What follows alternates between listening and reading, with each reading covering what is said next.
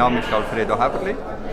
Ich arbeite als Designer international und habe ein Studio in Zürich. Ich habe bis jetzt 3 Sofasesselfamilien gemacht, DS 480. Ich bin von der Geschichte der Seele enorm motiviert, von gewissen Ikonen, die im Katalog vorkommen. Und mein Ziel ist, wir sind etwa gleich alt, ziemlich genau, die Sede und ich. Und ich wünsche der Sede wie mir auch Ausdauer. Ich wünsche Eigenständigkeit, gute Ideen und eine Prise Humor. My favorite project is always the one I'm working now because it takes my all concentration for it. Maybe the smallest object I work on was jewelry, the biggest a hotel in Zurich. I did from cars to glasses, from cutlery to upholstery, sofas. I also collect objects because I can use and observe them, and from quite often I can use the intelligence of an object for totally another field. I can transfer it from one sector to totally another sector. This mask is a football mask that I transferred, and it was the starting point for a chair.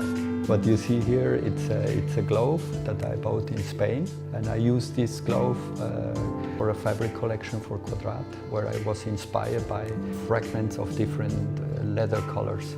I like monomaterials. I like wood is one of my favorite materials because trees grows, you can use in different ways. Wood, you can do whatever you want. It's a very intelligent material. Questa mostra mostra il mio futuro della mobilità, il mio futuro su un lusso che arriverà un paio di anni.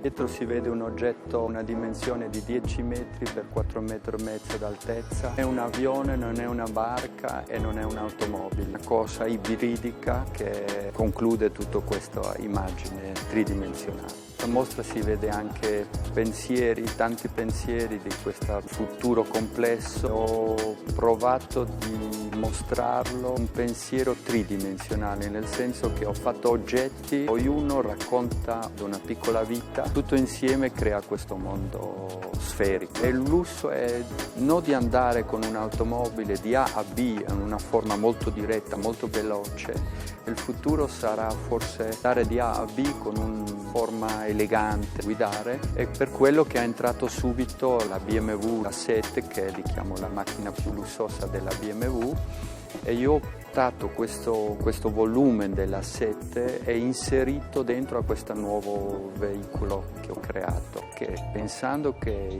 qui a 20 anni noi non guideremo più personalmente, saremo guidati per le satellite autonomo, vuol dire che io può lasciare forse il chauffeur, il sedile davanti lo può tirare fuori, e questo mi crea totalmente un nuovo ambiente. L'economia nostra, l'umano sarà sempre le stesse misure, anche in 20 anni. Se siamo più magri o più grossi, ma sarà quella ergonomia. Per quello io penso che anche il tempo che io spendo dentro di questo ambiente, di questo nuovo veicolo, potrebbe usare per trovare di persona. I did more than 30 pieces service. The name is Flüer, and I designed this for Fürstenberg, which is a 270 years old company in Germany.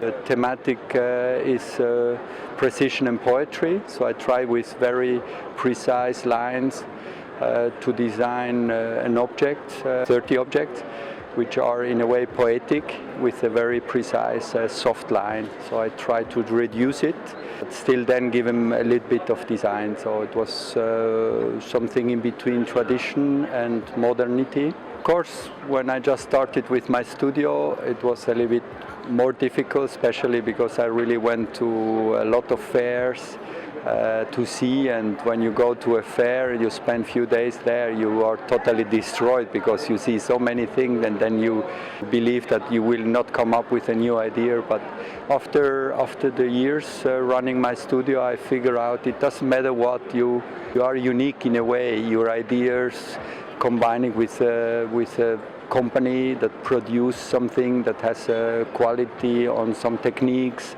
or that has a history, like in this case Fürstenberg, then you can always use and come up with new ideas. So I'm not frightened anymore. In the beginning, but was hard, yes. But you still then get gray hair, so a little bit you should do something to get new ideas. I learned to work with my intuitions. Yes, I have to say, to trust my intuition, to work on that. And of course you always do it together with the industry, together with the company, with the vis-a-vis. So I had several projects with a big success, selling success, so the company also trusts you and you can even go forward with your intuition, which is nice. First you have to reach that. So only one. Okay. I think I will choose, if I really have to choose one material, I think wood is one of the most fantastic material ever. Yeah, you can do whatever you want with wood. It grows again, it's never ending, it's an ecological, fantastic material to work with. I think I would choose wood. Also I like glass a lot, I like wire as well. That's why I say if you really have to choose one material, because wood offer you can do balls, you can do at the end also cutleries, you can use it as tools, you can build houses, you can do a chair. My name is Alfredo Heberli, I'm an industrial designer. I grew up in Argentina, South America, and I'm running my studio since 30 years. When I start with a new design, I just let thoughts come up. I look to things, I observe. All these objects that you see here at the mood board, at the pin wall, inspire me. I just let these images, fragments, sentence, words, books, references, I just let them flow. And then afterwards I try to understand why these images, why this book, why these references are pumping up. Color for me is the first decoration you can implement to a product. If you combine colors, just two, you bring two colors together, it starts to vibrating, depends on which one you take. If you take three colors, then it's already a big world that's opened. Color is it's a way to express myself without words. I try to avoid the computer as much as possible, so I really sketch a lot. I try to find ideas. The first connection with Caran d'Ache was through my uncle in Argentina. When I was a child, he used as an architect to have only fixed pencils. I was very, very small when I was able to sit on his knees and draw with a fixed pencil for the first time. As a child, I never understood the mechanism, the technique of a fixed pencil, but it was fun to push the bottom and to see how the mind comes out. Afterwards, by studying industrial design here in Zurich, the Design Museum, it was in the same building, so I was able to research about Caran d'Ache deeply on the history. And I have a big collection of fixed pencil. I have also the sharpener as well, several items. It's part of me. For me it was clear, if I do something with Caran d'Ache, it has to be a fixed pencil, because it's the first pen I realize in my hand, so that's clear for me. Also as a designer, that's the one I want to draw. I like the soft mind, as soft as possible. Yes, I'm proud to have now designed one for Caran d'Ache as well. My name is Alfredo Heberli. I grew up in Argentina and I'm living in Switzerland and running my design studio since 15 years, 18 years. I do think that the bus could be as cheap as an iPhone. At the moment I drive too fast with my car, so I don't have the license for 1 month. I'm driving a bus at the moment, going to the studio, and I have to say it's really sexy with all these young people and students being together. So I'm totally believe that the bus could be as cheap as an iPhone. In general, design could be sexy, and sexiness, that's I think the approach too. Instead of saying sexiness, I talk about the soul. And if you ask me about the sustainable, I think it started by the handwriting, it started by the sketch. It means that if you don't do a design who is fashionable, it stays for 10, 20, 30 years, and this is for me the beginning of sustainability. I think it doesn't matter what it you have a waste bin or a bench or a place. I think it has to be designed for the human being. And as an example, in Switzerland, we don't like the homeless people, so they started to install bars in between the benches because in another way, yeah, they could not lie or take the night over it. And I don't like that. So I think we have just to design items who are taking respect and dealing with the human being. I just think that we, as a designer, as an architect, as a landscape architect, you can really help human beings, and by taking them seriously and respect them. I think that's the answer for that question. Yeah, if I learned something from Scandinavia, it's that design is a part of a culture, like a writer, musician, whatever, which is very nice. And I think that we designers can help a lot to a city. I think we just have to take human beings seriously. That's it. Respect human beings, treat them and treat us, ourselves, in a humanistic way. Yes, totally. I think that every individual human being is part of it, and the quantity of each human being is the city. It's quite important that you know yourself good, so that you work on your own as well, so that you are critical with you, that you have some thoughts during the night when you cannot sleep on yourself, so to wake up in the morning and know you a little bit better than a few hours before. But of course, I think a city is the summary of individuals. Yeah. Of course, I was named now Alfredo Heberli, Design of the Year, Design Playboy. So I really play a lot, and I think it's essential to play. We have to be extremely seriously. At the meantime, just enjoy your life. And regarding to the cities, I still believe in the piazza, in the Italian coming together in a way where it's not control what happens in a space.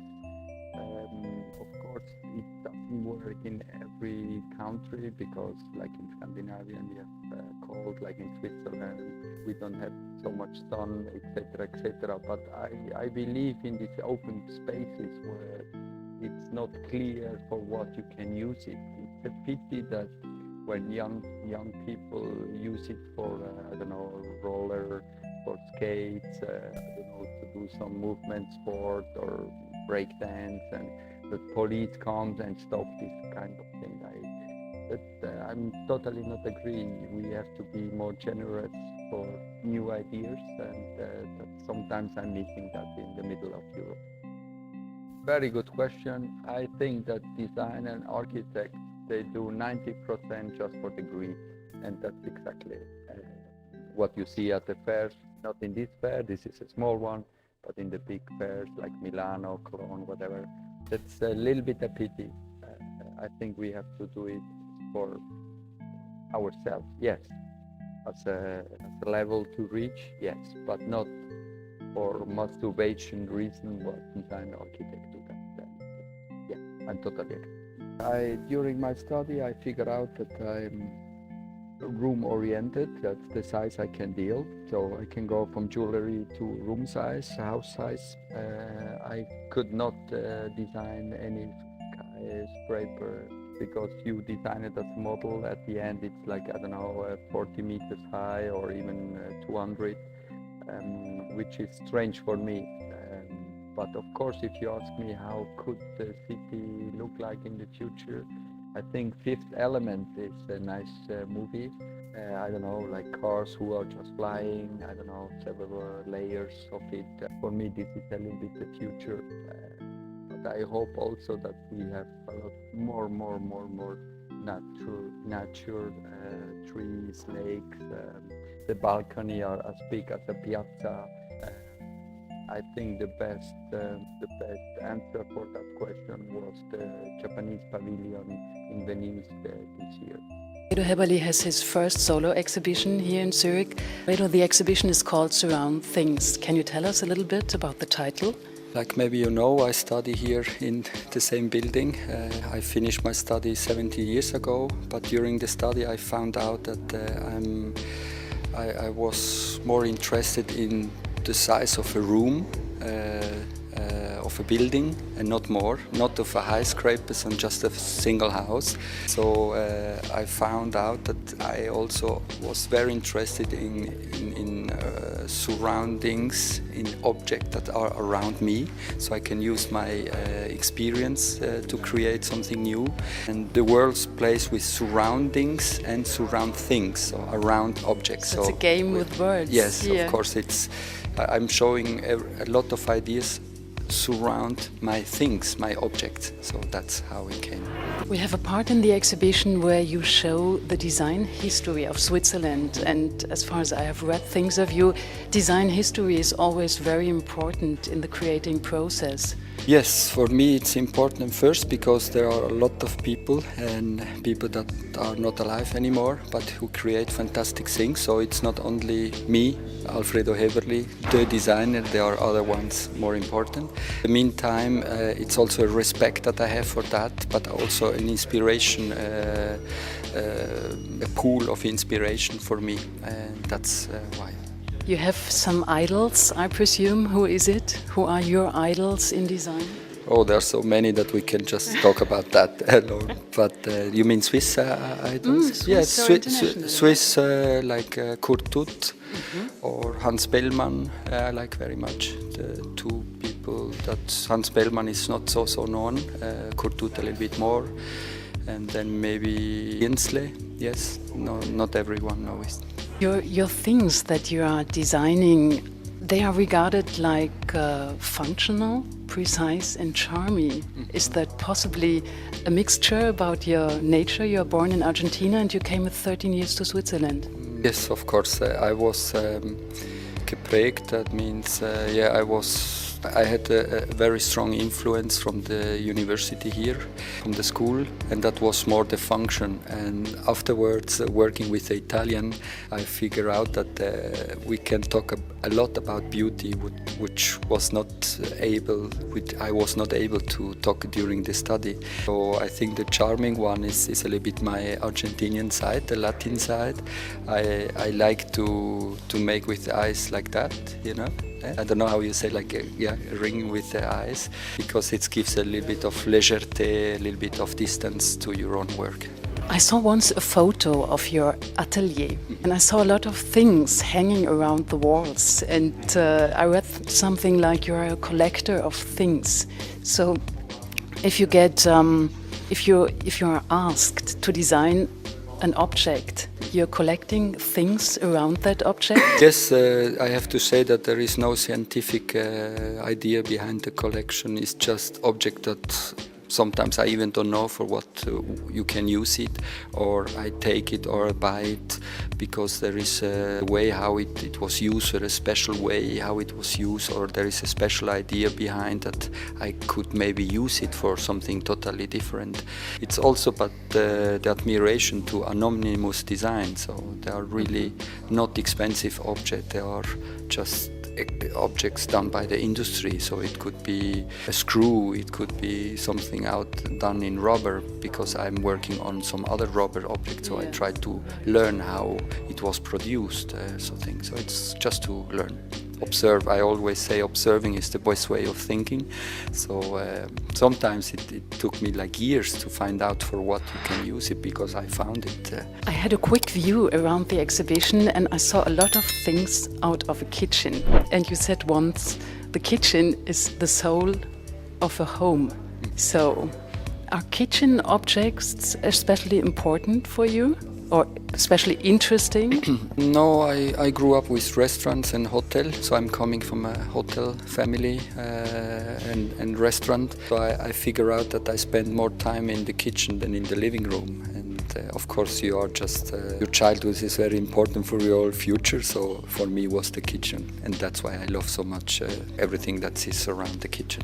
So you are married and you have 2 children, and I presume family life is always very much in the kitchen as well, so you get your inspirations from family at home.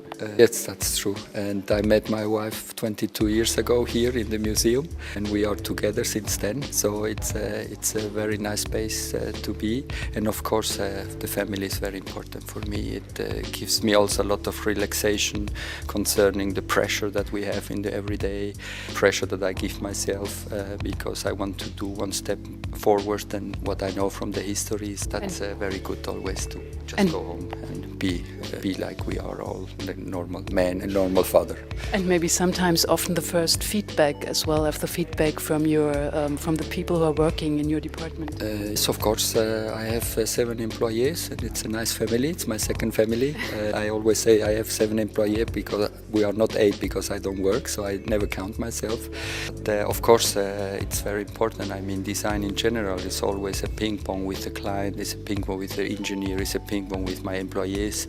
So I don't believe in a designer that is just in his room and create a fantastic idea. I think that's not true. Design is always working together with humans, with people, it's communication. So yes.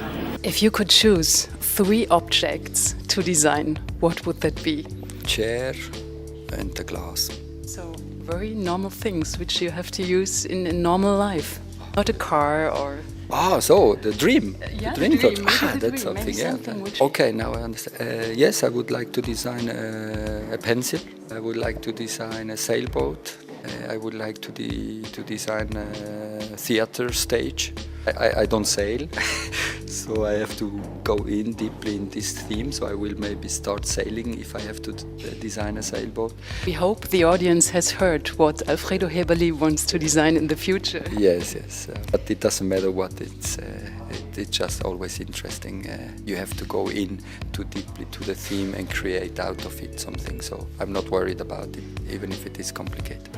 You have been awarded in Kortrijk as the first Swiss designer for a very important design award. You're 44, you have your first solo exhibition here in Zurich. What is next? I just want to take off next weekend, and Monday I will start again thinking. Okay, so good luck for the future, and thank you very much for the interview. Thank you. Bye-bye. When I designed Essence 10 years ago, I wanted to change few details, and the main detail is between the ball and the stem. There are only 5 millimeters of it, a conical stem and an extremely flat bottom.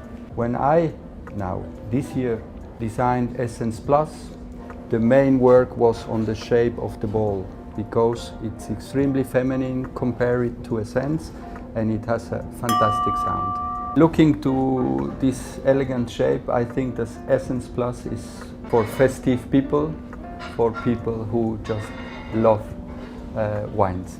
By growing up in Argentina with hotels and restaurants, of course you are from the childhood on, from the scratch on, you are influenced by the tableware, by what you hear, by smells, by noise, which has a lot to do with the cutleries, with the tableware and the kitchen.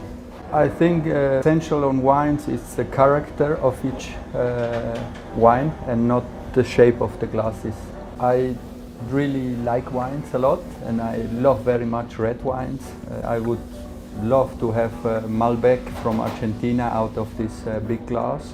I would like to have a Chardonnay white wine out of this, or maybe a Rosé Champagne out of that. Or maybe could be very nice to have a sweet wine afterwards out of this small glass.